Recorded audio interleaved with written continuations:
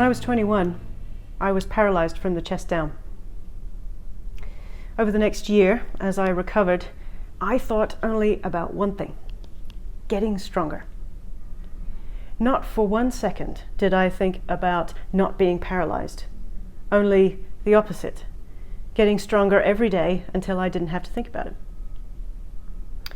So without realizing it, I had stumbled on the most effective way of creating positive change, focusing on what I wanted, strength and wellness, instead of what I didn't want, pain and paralysis, and then taking little steps, quite literally in this case, towards it. And this approach makes intuitive sense, right? And yet it's the opposite of what we tend to do. We talk about losing weight instead of becoming healthy, or reducing debt instead of building wealth, even getting rid of clutter instead of creating space. Rarely, though, does focusing on what we don't want create lasting change. It turns out if you just focus on problems, you rarely solve problems. It's only when you switch to thinking about something better that you start to move beyond the problems and then counterintuitively start to solve them. Well, it turns out when we look at our biggest collective global problems, we face exactly the same issue. We talk about reducing poverty instead of creating financial well-being, or preventing conflict instead of creating mechanisms for lasting peace, or addressing the climate crisis instead of sustainable resource use. So our focus becomes about putting a lid on something bad instead of creating something better. And there are two problems with this approach. It doesn't give us a pathway forward, and it scares us. And when we're scared, we don't act.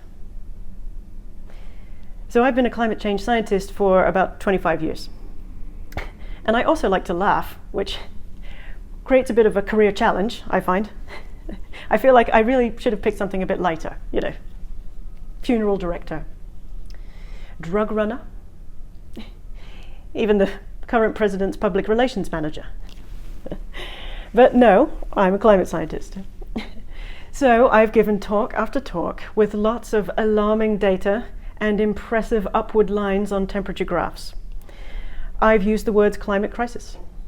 I've probably scared you. I've certainly scared me. And I've increasingly recognized the cost of doing this. Now, I'm not suggesting we ignore the fact that we have problems and that they're big ones. There are over 7.5 billion people on the planet, and it turns out we make a lot of mess. It's like a planet full of 3-year-olds in a Lego factory. And the consequences are serious. Right? The reality is that there are human fingerprints on every single square inch of Earth. That isn't controversial. That's a fact. We are, for the first time in Earth's history, the dominant force of change. Over Earth's epic past, the sun, or the tilt of Earth's axis, water, biology, these have shaped the planet. Now it's us. I realize this seems like bad news. And at the moment, it kind of is. Everything we do has impact. But the good news about recognizing this is that everything we do has impact. We, you and me, and the other 7 or so billion people on the planet, we're already writing Earth's next chapter.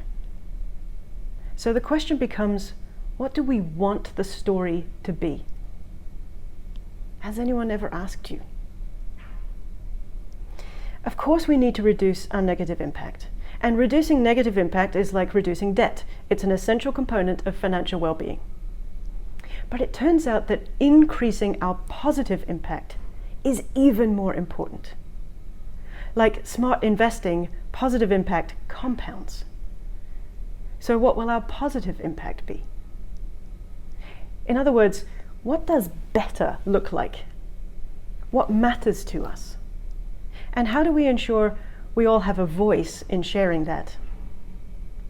It's a huge question, and one that we need to answer if we're going to write a next chapter that works for all of us. Now, you can't just walk around asking people, hey, how would you like the entire planet to function? Or list everything that matters to you. Right, it's too big. So let's at least start with 3 categories. People. You and me, our neighbors, families, our social systems, connection. As the dominant force of global change, people belong at the center of this equation. At this point, it's not egotistical, it's practical. Planet. This is water, energy, wilderness, oceans, air. And then place. This is actually where people and planet coincide. This is where we live. So what if we asked each other little questions in each of these categories? Simple things like, what do you love about your neighborhood? We can use a fun notification on an app, for example. And what if we shared these in our churches and schools and offices and factories and coffee shops?